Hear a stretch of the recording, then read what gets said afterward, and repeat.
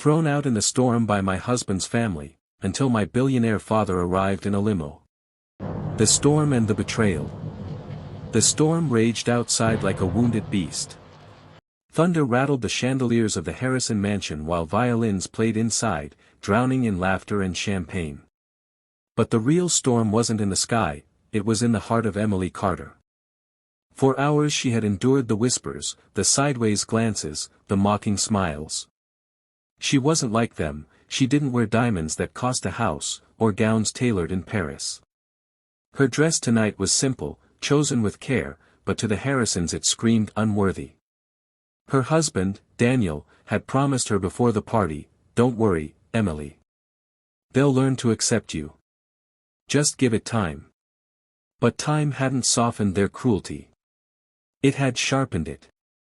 When Eleanor Harrison, Daniel's mother, lifted her glass and announced, "This party is for people who belong." And clearly. Emily does not, the room fell into gasping silence. Then came the laughter. Emily's heart sank, but she still looked at Daniel, silently pleading. "Say something. Please. Defend me." But Daniel's lips pressed into a thin line. His eyes darted to the floor. His silence was louder than the music, louder than the storm. And then the final blow. Eleanor's voice, sharp as a knife. "Get out. Right now." Her knees weakened. Gasps rippled across the guests, some horrified, others entertained. Emily's throat tightened, but no words came.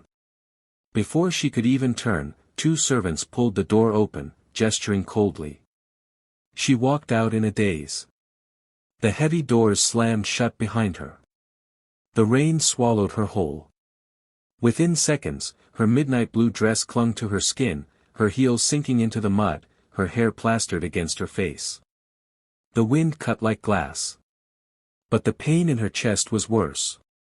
Her hand moved instinctively to her stomach.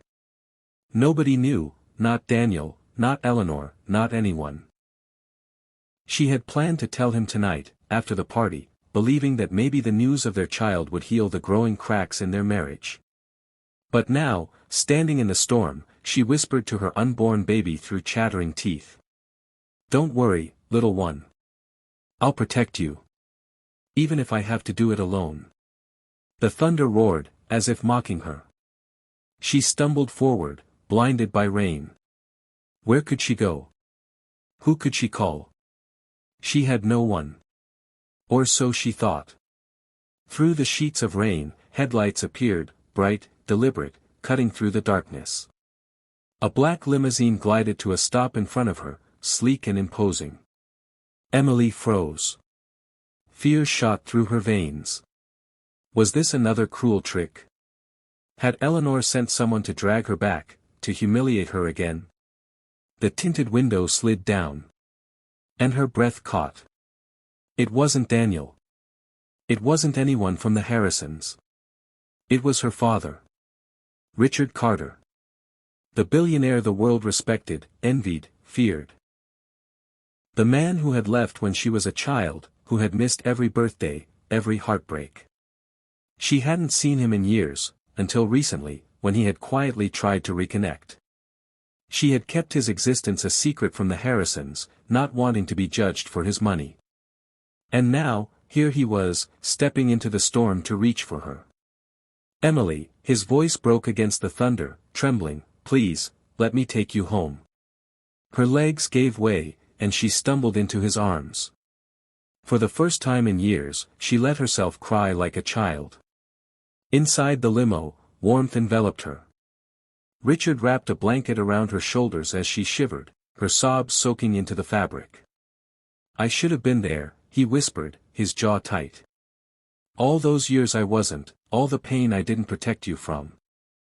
I thought I was building a future for you, but all I gave you was loneliness." Emily wiped her tears. Her voice cracked. "You don't know what it's like to be treated like trash. By the people you thought were your family. You don't know what it's like to need your husband to defend you, and watch him stay silent." Richard's eyes burned with fury. Then they will know exactly who they threw away tonight. The limo turned, headlights blazing back toward the mansion. When Richard Carter walked into the ballroom, silence fell like a guillotine. Every guest turned. Every whispered laugh died. Eleanor Harrison's face paled. Daniel froze. "I believe," Richard's voice thundered, "you owe my daughter an apology." Gasps rippled through the crowd. Eleanor tried to recover. "She doesn't belong here. She doesn't belong." Richard cut her off, his fury shaking the room. "She belongs more than any of you. She is my daughter. And tonight, you didn't just throw out a woman, you threw out the mother of my grandchild." The room erupted in shocked whispers. Emily's secret was no longer hers. Daniel's eyes widened, his lips parting. "Emily, you're—" She held up a hand, silencing him. Her tears had dried. She no longer needed his words. Richard stepped forward, towering over the Harrisons. "You claim to be a family of wealth and power.